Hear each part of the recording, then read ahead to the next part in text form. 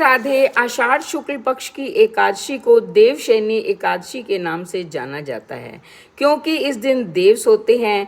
आषाढ़ मास की इस एकादशी को जो व्रत करता है, रात्रि जागरण करता है, भगवान विष्णु की विधिवत पूजा करता है, उसकी सभी मनोकामनाएं पूर्ण होती हैं। आइए सुनते हैं इसकी कथा। सूर्यवंश में मांधाता नामक प्रसिद्ध सत्यवादी राजा अयोध्यापुरी में राज्य करता था। एक समय उसके राज्य में अकाल पड़ गया। प्रजा दुखी होकर भूखों मरने लगी। हवन आदि शुभ कर्म बंद हो गए।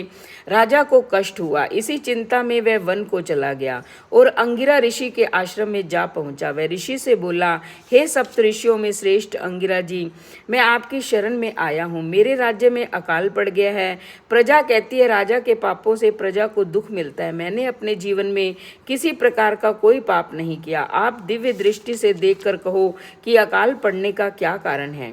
अंगिरा ऋषि बोले, सतयुग में ब्राह्मणों का वेद पढ़ना और तपस्या करना धर्म है, परंतु आपके राज्य में आजकल एक शूद्र तपस्या कर रहा है। शूद्र को मारने से दोष दूर हो जाएगा, प्रजा सुख पाएगी।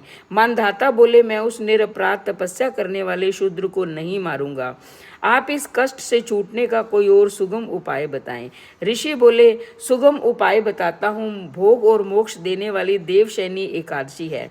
इसका विधि पूर्वक व्रत करो। उसके प्रभाव से चतुर्मास तक वर्षा होती रहेगी। इस एकादशी का व्रत सिद्धियों को देने वाला तथा उपद्रवों को शांत करने वाला है।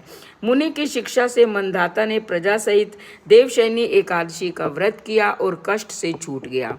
इसका महात्म्य पढ़ने या सुनने से अकाल मृत्यु के भय दूर होते हैं। जो इसकी कथा को सुनता है उसकी सभी मनोकामनाएं पूर्ण होती हैं।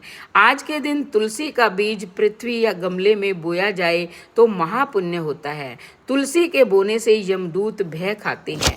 जिनका कंठ तुलसी माला से सुशोभित हो उनका जीवन धन्य समझना चाहिए। धन्यवाद।